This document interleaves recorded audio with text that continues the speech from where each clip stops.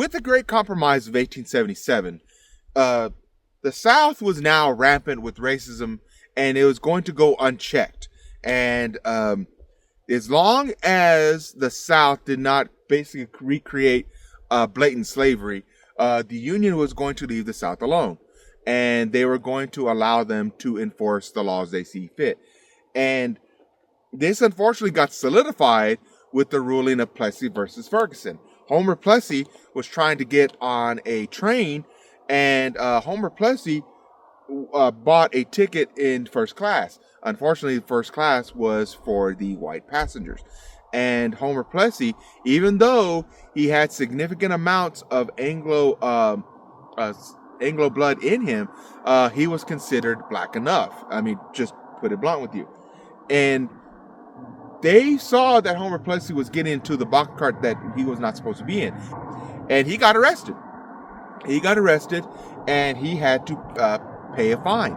And Homer Plessy sued was the 14th Amendment. And the South still had to comply with that. So the South said, well, we're just separating him. We're not necessarily worse.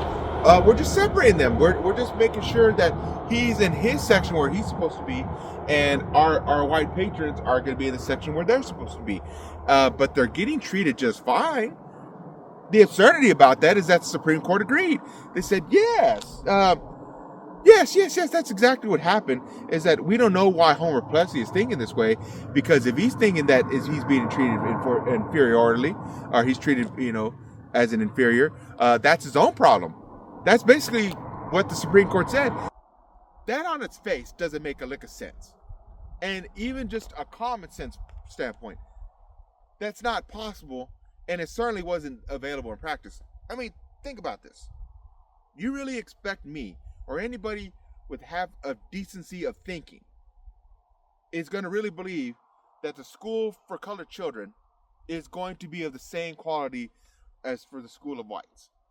That the restrooms, that the water fountains, that the spaces for colored people is going to be of the same quality, the same upkeep as public spaces for whites? Really? That's what the Supreme Court's basically saying. That of course it's just separate, but they're equal. Of course they're not. It was an insulting ruling, but unfortunately it solidified segregation, and because of that, it really solidified segregation at a minimum of 55 years. But it was probably more closer to 70.